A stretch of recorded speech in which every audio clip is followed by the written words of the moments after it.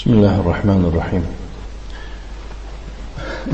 الحمد لله رب العالمين والعاقبة للمتقين والصلاة والسلام على نبينا محمد وعلى آله وأصحابه أجمعين. أما بعد، أسباب نجاة الأمة لفضيلة الشيخ العلامة صالح بن فوزان بن عبد الله الفوزان حفظه الله تعالى.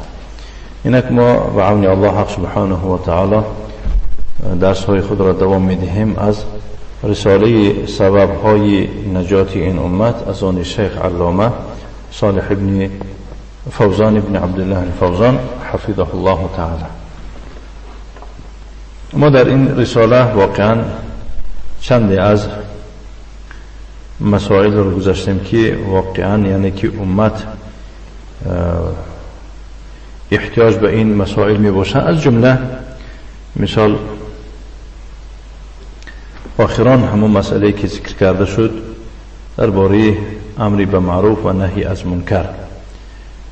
امروز تمام هر چی که گذاشتیم و اینها را شیخ اختصار کرده ذکر میکند. انشاءالله بینیم که اگر وقت میسر شود تا آخر رساله را تمام میکنیم.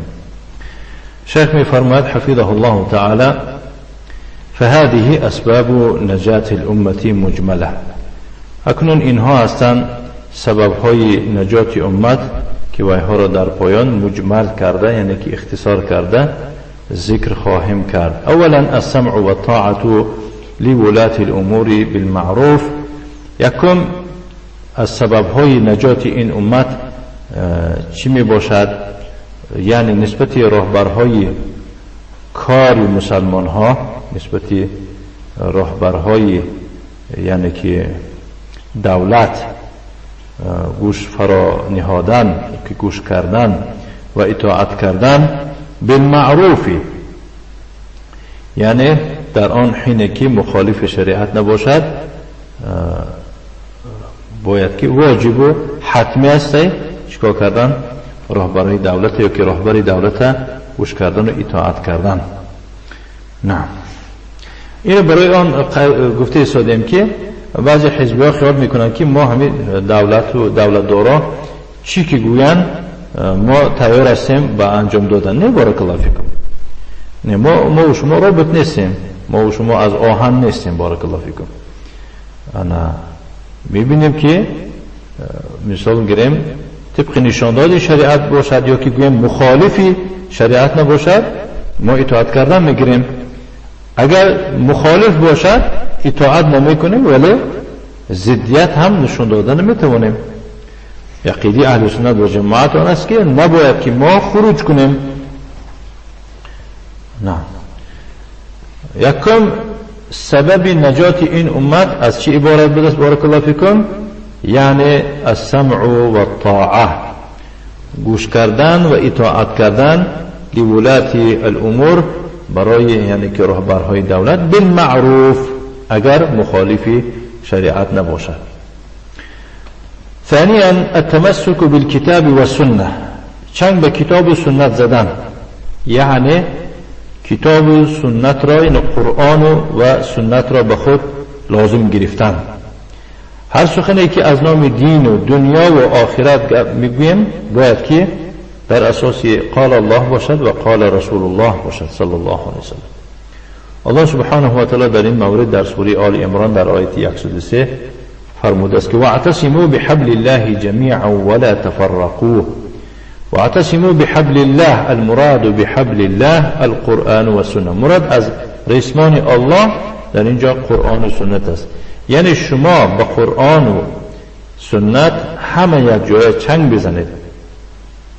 ولا تفرقوا ای لا تأخذكم الفرق، نباید که این فرقه و این جماعه و این حزب ها آمده شما را چیکار کند؟ از این رسمان الله کنده کند، جدا کند از قرآن و سنت. بنابراین بارک الله فیکم، به خاطر آن که فرفتی یا که در دام این حزبی ها برای خاطر که نافتیدن، در دام این تبلیغی ها نافتیدن، در دام این نهضتی ها نافتیدن، باید که ما همیشه به خود قرآن و سنت داشته باشه. فهمیده؟ بارک الله فیکم. کدام انسان ها را اینها شکار کرده میتوانند؟ این حزبی ها کدام انسان ها را شکار کرده میتوانند؟ کدام انسان هایی که از قرآن و سنت دور باشند. بنابراین خود این حزبی ها از قرآن و سنت دورند، بنابراین کسانی که در صف اینها داخل می شود او نیز هم یعنی که به چنین صفت مبتلا است. الله سبحانه و تعالی در سوره انعام در آیه 153 فرموده است: و ان هذا صراطی مستقیما فاتبعوه. واقعا راه راست من همین است، یعنی دین. فاتبعوه، شما پیروی از این راه راست بکنید، شما به همین راه روید. ولا تتبعوا السبل، الطرق المخالفه، تمام راههایی که مخالف این راه نباشند با اون راه نروید. فتفرق بكم ای فتضلكم عن دینه، وگرنه شما را از دین الله اینها، این راه ها، این حزبی، این راه حزبی گرایی، این تبلیغی، این جماعه، اینا همش شما را گمراه میکنه از راه الله. عن سبیله یعنی از دین الله شما را بیگانه میکنه. ذلكم وصاكم به، این است یعنی که سفارش به شما، سفارش از جانب الله، وصیت برای شما از جانب الله همین است. باید که شما این وصیت الله را به جا آورید. لعلکم تتقون، تا شما تقوادار شوید. معلوم است که اگر شخص خواهد که تقوادار شود باید که به سفارش و به وصیت الله سبحانه و تعالی عمل کرده، چنگ به قرآن و به سنت بزند و فرفتی این و آن فرقه و جماعه نشود. نعم. خب یکم یعنی که السمع و الطاعه لولاة الامور بالمعروف باشد. دویم چی بودد؟ التمسك بالكتاب و سنه، چنگ به کتاب الله و به سنت پیغمبر صلی الله علیه وسلم زدن. خب ثالثا سیوم الامر بالمعروف و النهی عن المنکر، امر به کارهای پسندیده کردن و از کارهای ناجوی باز داشتن.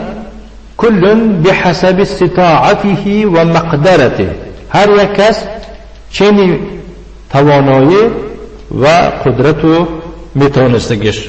الله سبحانه و تعالی در سوره مائده در آیه 2 فرموده است: و تعاونوا علی البر و التقوا، شما در کارهای پسندیده، در کارهایی که باعث تقوا هستند همدیگر را دستگیری کنید، یاردم دهید. ولا تعاونوا علی الاثم والعدوان، در کارهایی که باعث معصیت، تجاوز، دشمنی، عداوت است یکدیگر را دستگیری نکنید. فهمیده؟ بارک الله فیکم. كذلك من اسباب نجاة الامه التآخي والمحبة بين المسلمين. و همچنین اکنون با بعد از این یعنی که خلاصه همون درسای گذشته اختصار کرده سیتش گفت، یعنی که السمع و الطاعه باشه لولاة الامور، دوم التمسك بالكتاب والسنه، سیوم یعنی که الامر بالمعروف و النهی عن المنکر. اینها اساسی می باشند. اکنون با در دوامش بعضی چیزها را ذکر میکند که و دیگری میگوید از سببهای نجات امت این است که برادری است بین یکدیگر و محبت است بین مسلمان ها. باید که در بین مسلمان ها برادری باشد و محبت باشد. پیغمبر صلی الله علیه و آله و سلم فرموده است: المؤمن للمؤمن كالبنيان يشد بعضه بعضا. یک مؤمن نسبت دیگر مؤمن به مثال یک بنا از خانه است که یک دیگرش چیکار میکنند؟ میدارند، یک دیگرش میدارند. فهمیدید؟ بارک الله فیکم. حدیث امام مسلم روایت میکنه در صحیحش. خب مهم از حدیث ابو موسی اشعری. وقال مثل المؤمنين في توادهم وتراحمهم وتعاطفهم مثل الجسد إذا اشتكى منه عضو تداعى له سائر الجسد بالسهر والحمى. حديث نيز إمام مسلم رواد مكنات الحديث النعمان بن بشير رضي الله عنه. يعني پیامبر صلی الله علیه وسلم می‌فرمودند این حدیث معناش این است: صفت مؤمن‌ها در مورد دوستی یکدیگر و مهربانی بین یکدیگر و معامله نکوی یا که همدردی یکدیگر به مانند جسد می باشند. یعنی مؤمن‌ها به مثال یک جسدند.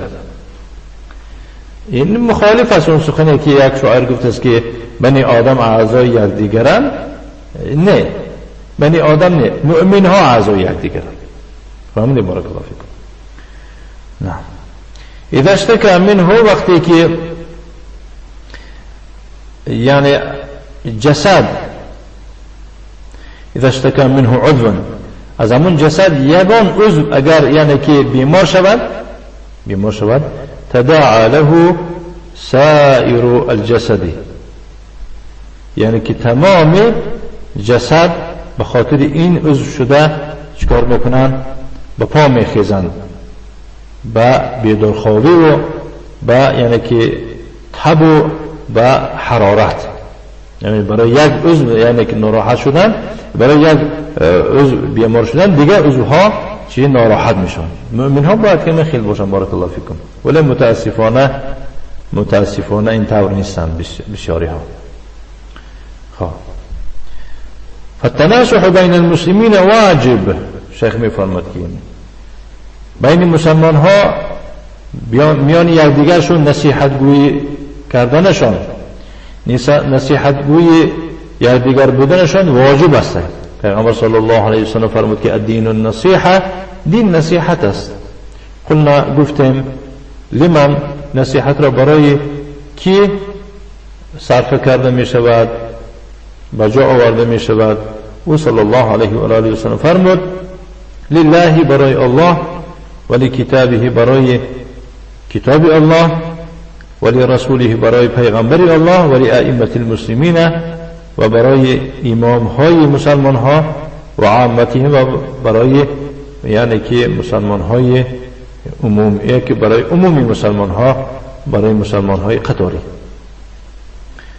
حدیث امام مسلم روایت میکند از حدیث تمیم الداری رضی الله عنه که این در 40 حدیث گذشته. نه خب، والمحبة بين المسلمين واجبة،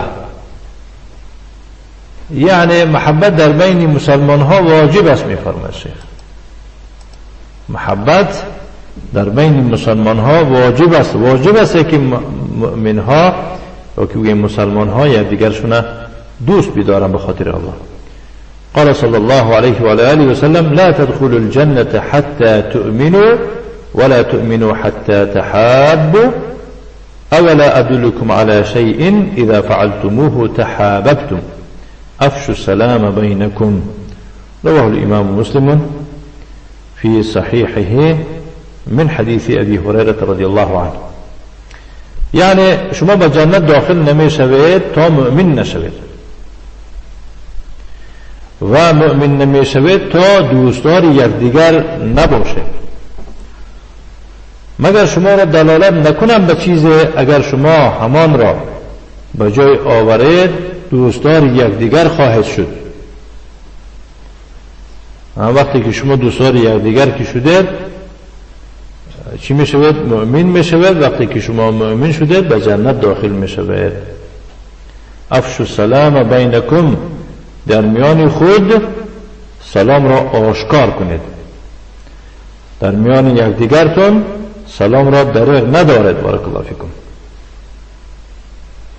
فهمیدید؟ حدیث مسلم روایت میکنه از حدیث ابو هریره رضی الله عنه. والاصلاح بین المسلمین واجب، اصلاح کردن، آباد کردن، صلح کردن بین مسلمان ها واجب است. فهمیدید؟ بارک الله فیکم. وقتی بینید که میان مسلمان ها یگون ناتینجی و نادرستی یا که یک دیگر فهمی نیست، در بین داخل شده میان بینها را اصلاح کردن، درست کردن، آباد کردن، تینج کردن واجب است. قال الله تعالی، الله تعالی در سوره نساء در آیه 114 فرموده است لا خیر فی کثیر من نجواهم. نجوا گفته همون سخنهای پس گپ زدن میگن بین یک دیگر سر. من دو تا سه تا میشوند جا گپ میزنن. یا خیر نیست در بسیار یعنی که مناجاتی از دیگری کردن. الا من امر بصدقه، همه وقت یعنی که در سخنهای پوشیده بین دیگر پوشیده از همه پوشانده میکنید که اگر همین کسی که امر به صدقه کند یا که امر به کار پسندیده بکند او اصلاح بین الناس یا که برای اصلاح و آبادی بین مردم میگن یعنی که پس یعنی که سخنرانی کند، این هم خیر است.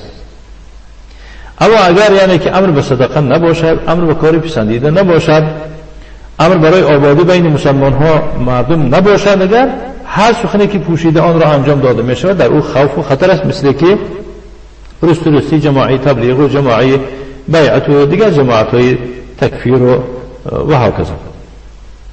ومن يفعل ذلك ابتغاء مرضات الله فسوف نؤتيه اجرا عظيما. کسی همین گفته های بالا را به خاطر درخواست رضایت الله سبحانه و تعالی به جا آورد، یعنی امر به صدقه، امر به معروف، امر به اصلاح بین مردم، اینها به خاطر یعنی به دست آوردن رضایت الله سبحانه و تعالی انجام دهد، به جا آورد، چنین کس را ما اجری بزرگ خواهیم عطا بخشید.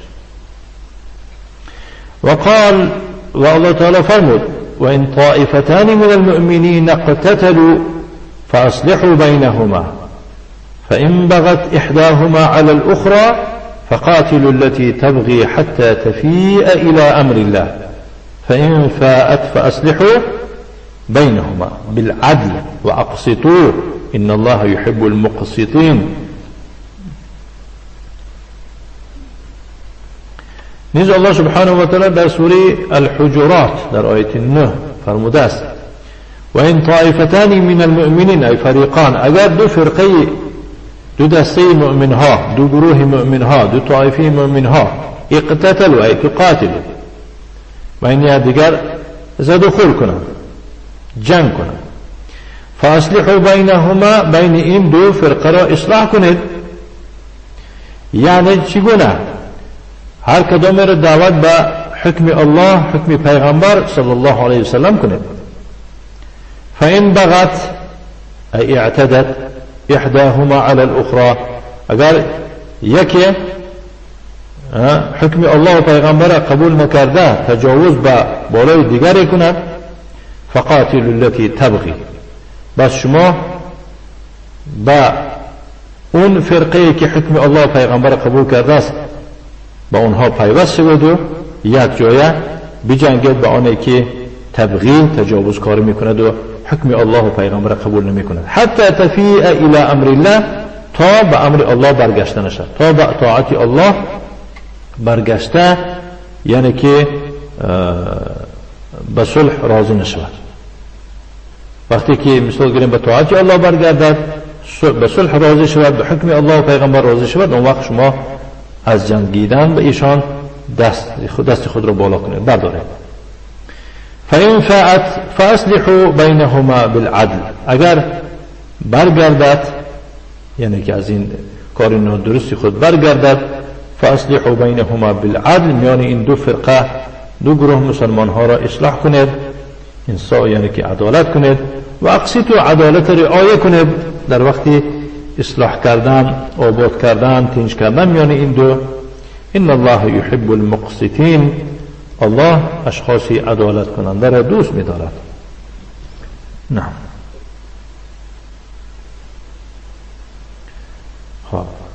و كذلك من اسباب نجات الامه، همچنین دیگر از سبب‌های نجات این امت از آن عبارت است که زوال البغضاء بینهم، باید که بدبینی از بین مسلمان ها رود، بدبینی باید که از میان مسلمان ها برداشته شود.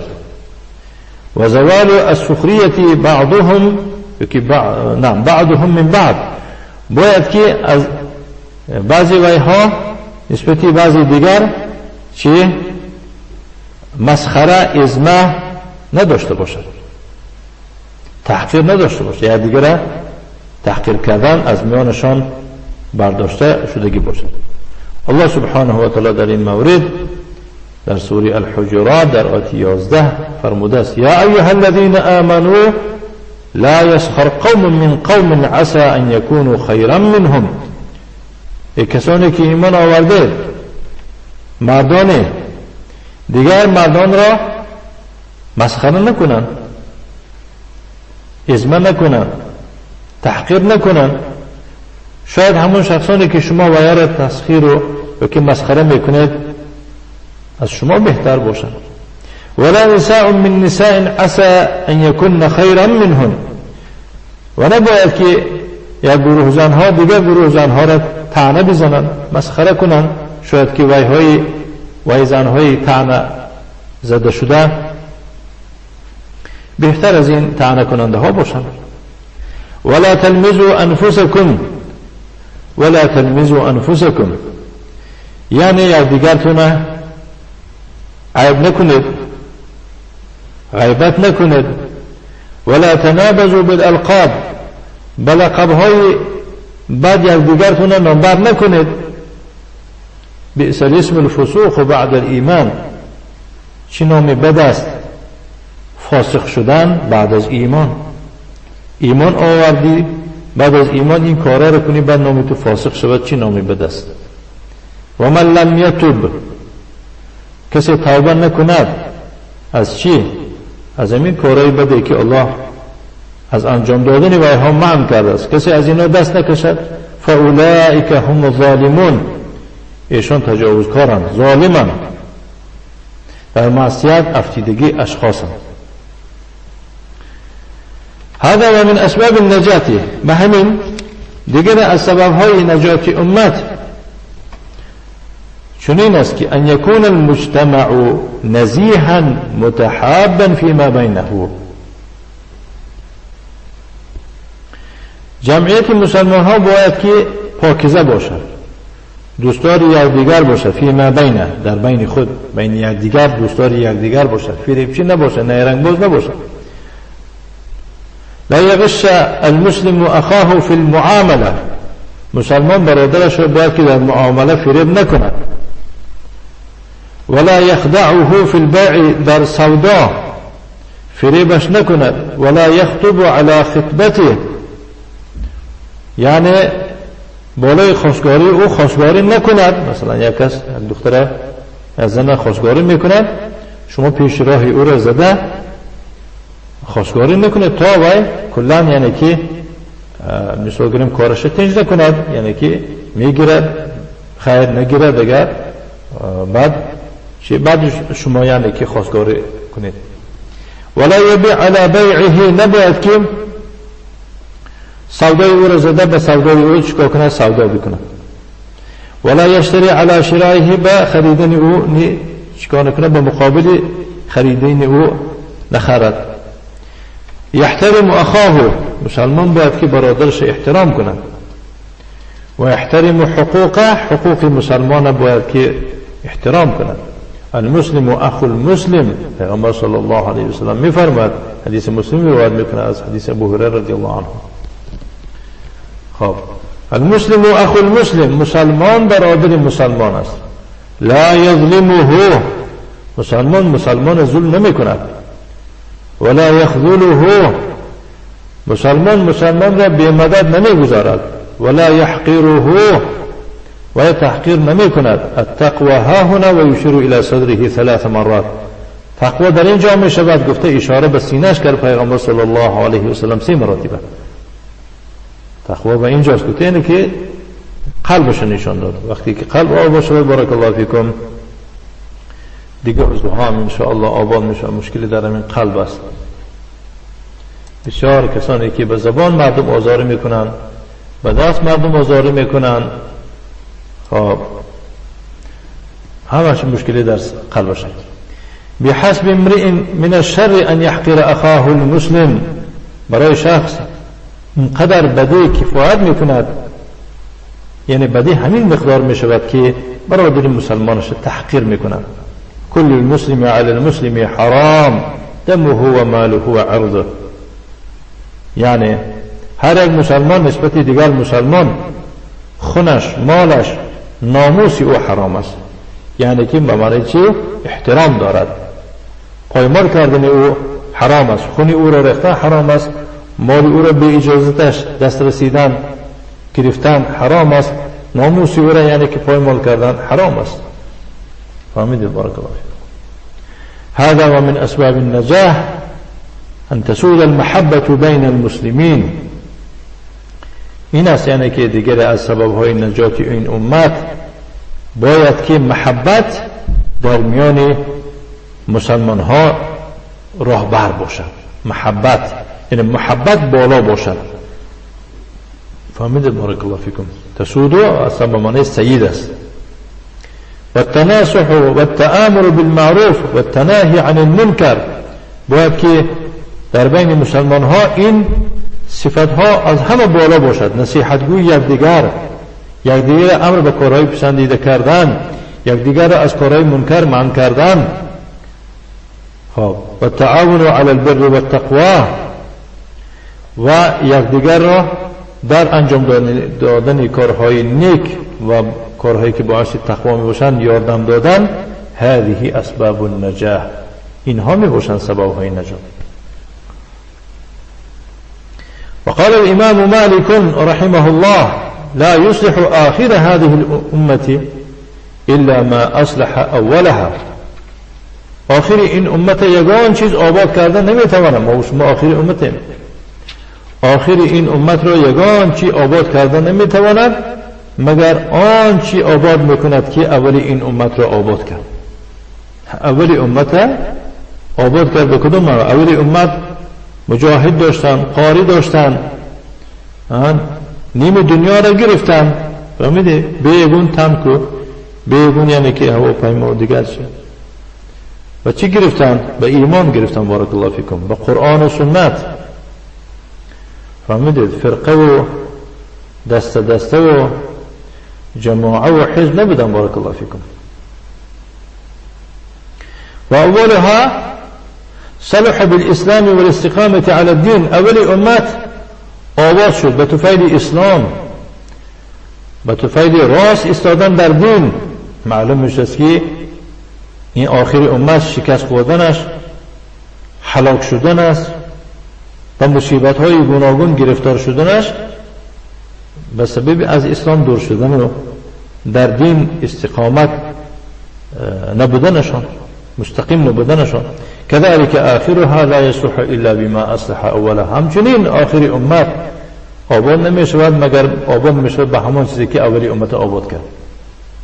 اما اذا انفصل آخر الامة عن اولها حصل الهلاك كما يقول دعاة الضلالة الآن. اما وقتی که آخر امت از اولی امت جدا شود، یعنی اولی امت مکردار نیستیم و یا از مدنیت عقب ماندگی و یا این نداشتن و این نداشتن کسی گوید نعوذ بالله، هلاک می شود. هلاکی رو می دهد در سر این امت. خیلی که بعض داعیان گمراه امروز میگویند، یقولون میگویند که هذه الاوامر والنواهی انما هي للاولین. این امر و نهی که این ممکن نیست و این ممکن نیست، این خیل کردن در کار و خیل کردن در کار، اینا همش فقط برای اولی امت بود میگویند. لا تصلحوا لهذه الزمان. در این دور زمانه تغییر نمیگیرند. میگن حتی نعوذ بالله بعض جاهل‌ها میگویند که قرآن یعنی در این دور زمان تغییر نمیگیرد. فهمیده؟ الولاء والبراء لا يصلح لهذا الزمان. یعنی دوستی به دوستان الله، دشمنی به دشمنان الله در این دور زمان تغییر نمیگیرد. وهذا يعني أن القرآن انتهى العمل به بزعم هؤلاء الطغاة. يعني چه معنی دارد؟ معنی گپش از اون عبارت بدست که قرآن تمام شد، دیگه عمل کردن نیست به گمان این، یعنی که ظالم ها. لا يعمل به، نباید که با قرآن عمل کرده شود. قرآن کهنه شد میگویم. الان نحتاج الى دین جدید. ما امروز احتیاج و حاجت به دین نو میباشه میگویم. و الى نظام جدید، ما احتیاج به نظام نو میباشه. و ما كان الرسول صلى الله عليه وآله وسلم رسولا للعالمين ورسولا إلى أن تقوم الساعة، ورسالته قائمة وباقية إلى أن تقوم الساعة، ودينه باق إلى أن تقوم الساعة، وكامل وشامل لكل زمان ومكان.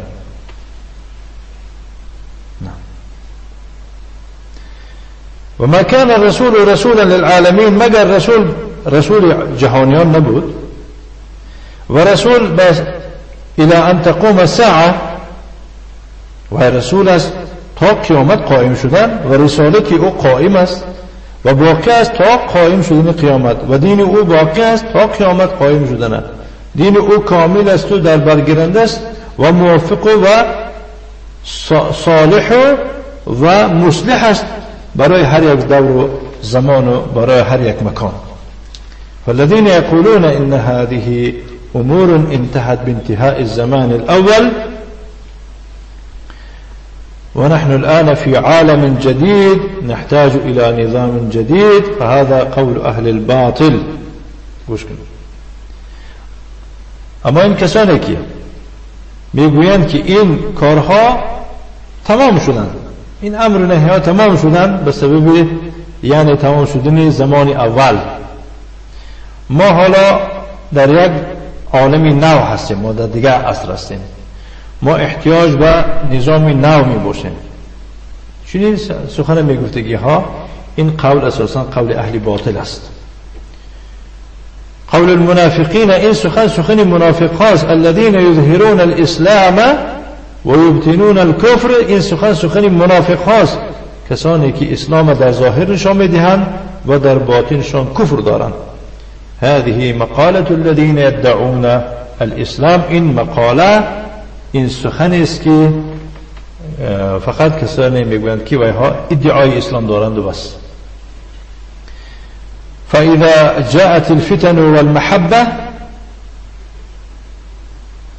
چی؟ محنه معذرت نعم. فاذا جاءت الفتن والمحن ظهر نفاقهم و ظهر ما في صدورهم، وقتی که در سرشان فتنه میفراید، یکون عذاب و محنت و مشقت میفراید، بعد منافقشان نمایان میشود، بعد در سینه‌شان چی پوشیده بود آشکار میشود. فهؤلاء لا عبرة بهم، بنابراین این کسها نسبت اینها یگون اعتبار هم نیست، یعنی سخن اینها یگون ارزش ندارد. ولا یلتفت الیهم، به ایشان میل هم کرده نمیشود، اهمیت داده نمیشود. ولا یصغى الی کلامهم، به سخن ایشان هم گوش کرده نمیشود. وعلينا أن نمضي على طريق الحق والصواب والسنة، و ما لازم است که ما باید که براه حق، براه درست، براه سنت یعنی که برویم. و این استهزاء بنا من استهزاء، کسی گرچنده که کسی ما را یعنی که استهزاء هم بکند، او سخیر منا من سخیر، یا کسی ما را مسخره هم کند، او تکلم فینا من تکلم، یا که در حق ما کسی چی گفتی که نزند. صدفی میگویند یا واقعا افتخاری ما است، و حامی میگویند، این میگویند و این میگویند.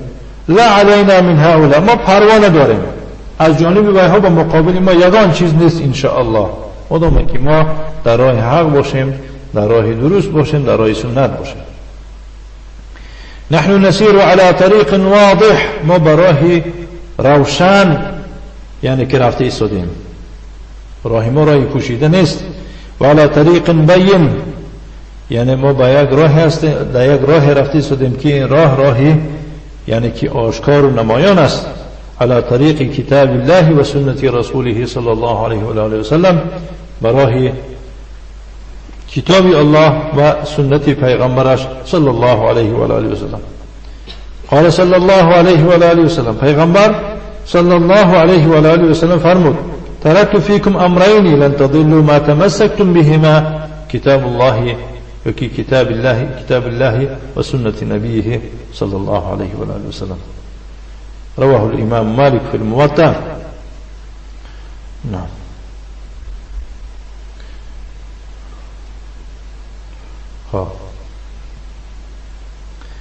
یعنی من در میان شما دو چیز را گذاشته میروم، تا آندمی که شما با این دو چیز شما چنگ زننده هستید، عمل میکنید، گمراه نخواهید شد. یکی کتاب الله است و دیگر سنت پیغمبرش صلی الله علیه و آله و سلم. معلوم شده است که کسانی که گمراه هستند و کتاب الله و سنت پیغمبر پس پشت خود پرتافتند، گذاشتند، عمل نکردند، دور شدند. والله جل و علا یقول، الله عز و جل چنین میفرماید: و ان هذا صراطی مستقیما فاتبعوه، راه راست من همین است، فاتبعوه، به همین راه روید، ولا تتبعوا السبل، و راههای گوناگون نروید، فتفرق بكم عن سبیله، از دین الله شما را این راههای گوناگون چیکار میکنن؟ گمراه میکنه از دین الله شما را. ذلكم وصاكم به، وصیت و سفارش الله به شما همین است، و این یعنی که باید که شما عمل بکنید، لعلكم تتقون، تا شما تقوادار شوید، طوری که قبلا قلیل یعنی که گذشت.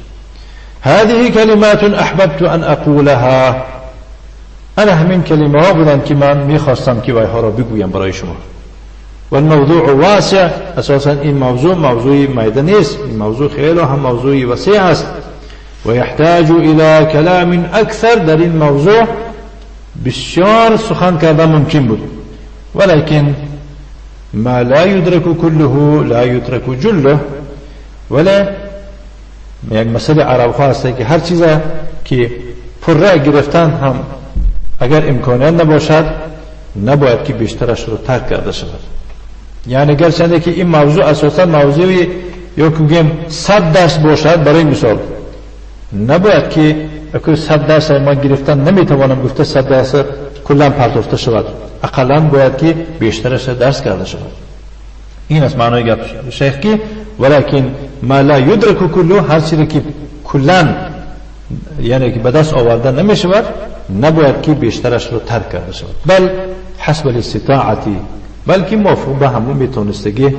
والحر تکفیه الاشاره، شخصی آزاد اشاره برای او کفایت میکنه. شخصی که آزاد هست در دام شیطان، در دام حزبی ها افتیدگی نیست، اندک اشاره برای او بس، شرط نیست همین 100 درس برایش یعنی که یک تا خوانده گذاری. و خیر الکلام ما قل و دل، عرب ها میگویند که بهترین سخن آن سخن است که کم است و دلالت کننده است، ولم یطل، و دراز نباشد و ملل آور نباشد. و صلی الله و سلم علی نبینا محمد و علی آله و اصحابه اجمعین. گفته سخنش شیخ صالح بن فوزان بن عبدالله الفوزان حفظه الله تعالی خاتم میدهد. و صلی اللهم و سلم علی نبینا محمد وعلى آله وأصحابه وسلم تسليما مزيدا. الحمد لله رب العالمين. إن شاء الله با درس ما دوام دارد، بعضی سوال جوابی که بعد همین مشایخ دادن این درس آینده ان شاء الله خواهیم گذاشت.